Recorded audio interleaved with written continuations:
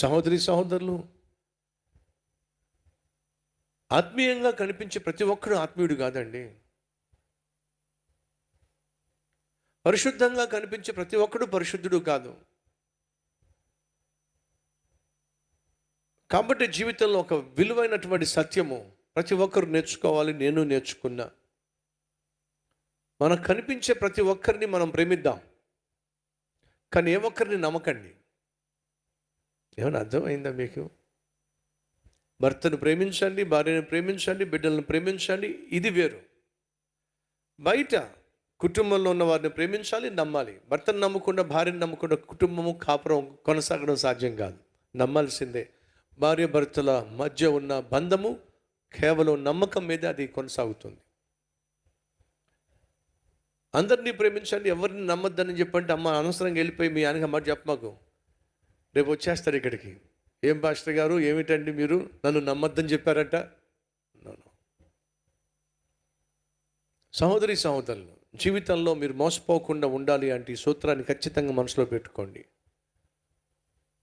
అమ్మ నాన్న, భార్యాభర్త, బిడ్డలు, తోబుట్టువులు, వీళ్ళందరూ కూడా నీ రక్తంతో, నీ రక్త సంబంధులు. వీరి విషయంలో కూడా కొన్నిసార్లు, కొన్ని సందర్భాల్లో నమ్మడం కష్టం కావచ్చు. కానీ జీవితంలో నేను నేర్చుకున్న పాఠం ఏమిటంటే, మీ జీవితంలో ఉద్యోగం చేసే చోట కావచ్చు, చదువుకుంటున్న చోట కావచ్చు, నువ్వు నివసిస్తున్న చోట కావచ్చు, ఆత్మీయులు కావచ్చు, ఎవరినైనా సరే ప్రేమించండి, సహాయం చేయండి, చేయూతనివ్వండి, ప్రోత్సహించండి, అంతే. కానీ ఏ ఒక్కరిని నమ్మకండి. ఒకవేళ నమ్మకం లేకుండా మన జీవితంలో అనుకున్నది సాధించలేము అంటే, ఉద్యోగం చేసే చోట నువ్వు ఒకవేళ టీం లీడర్ అనుకోండి, నీ టీంను నువ్వు నమ్మాలి. సేవకునిగా నాతో పాటు ఉన్నటువంటి సేవకులు నేను నమ్మితేనే సేవ వాళ్ళకి అప్పగించగలను, పరిచర్య బాధ్యతలు ఇవ్వగలను.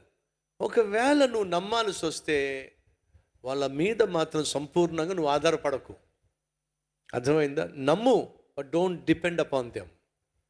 అంటే నువ్వు ఎవరినైనా నమ్ము, అలా నమ్మి వాళ్ళ మీద అనుకో, అంతేగాని వాడు పక్కకు తప్పుకుంటే పడిపోయే విధంగా మాత్రం అనుకో మాకు. అది నా ఉద్దేశం. అనుకో, కానీ వాడు పక్క తప్పుకుంటే నువ్వు పడిపోయే విధంగా మాత్రం వాడి మీద ఆధారపడు మాకు. ఏమైనా అర్థమైందా అండి? ఏమిటో నేను చెప్పడం, మీరు వినడం, నేను ఎంత చక్కగా చెప్తాను, మీరు అంత చక్కగా వింటారు. మరి ఎవరు ఏం చేస్తారో ఎవరికి తెలియదు, ఒక దేవుడికి మాత్రమే. కీప్ ఇన్ మైండ్, యాజకుడు లంచానికి దొరికిపోయాడు. నెహెమ్యా లాంటి మహా గొప్ప నాయకుడిని పొట్టన పెట్టుకోవడానికి దిగజారిపోయాడు. అంతెందుకండి, 12 మంది శిష్యులు లోకరక్షకుడిని అమ్మేయడానికి, చెప్పండి, యూదా ఇస్కరియోతు అమ్ముడిపోయాడు. ఏమంటారు చెప్పండి?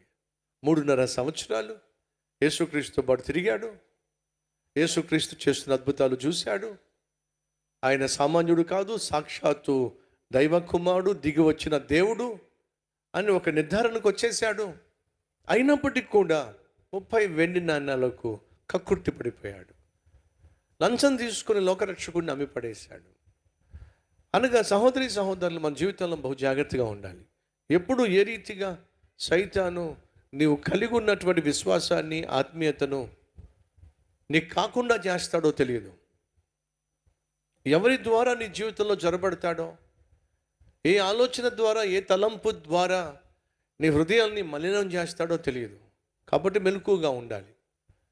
నెహెమ్యా ఎప్పుడైతే యాజకుడైనటువంటి ఈ షమాయా లంచం తీసుకొని తన ప్రాణాన్ని తీయడానికి తెగించాడు అని తెలిసినప్పుడు భయపడిపోయాడండి. ఏంటి ప్రభువా, యాజకుడు లంచం తీసుకోవడం ఏమిటి? శత్రువు యాజకుడినే లంచంతో లోపరుచుకొని మందిరంలోనే జొరబడి నన్ను చంపాలని ఆశపడ్డం ఏమిటి? ఇంతగా తెగిస్తాడా సైతాను? తెగించాడు. కొంచెం ముందుకెళ్దాం, అంటే పైకి వెళ్దాం. అతడు రాత్రి కాలమందు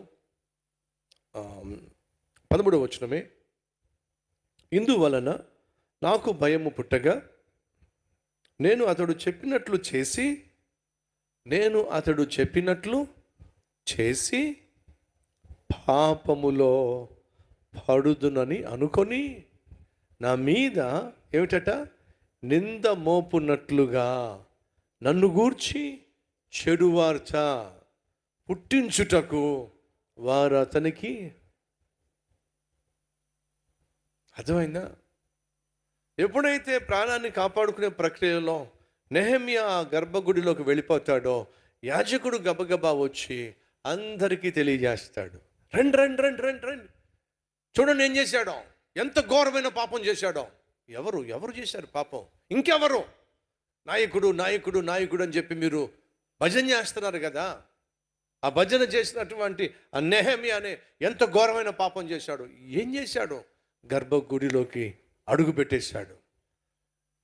కేవలం యాజకుడు మాత్రమే వెళ్ళవలసినటువంటి ఆ స్థలంలోకి వెళ్ళి మరణకరమైనటువంటి పాపం చేశాడు.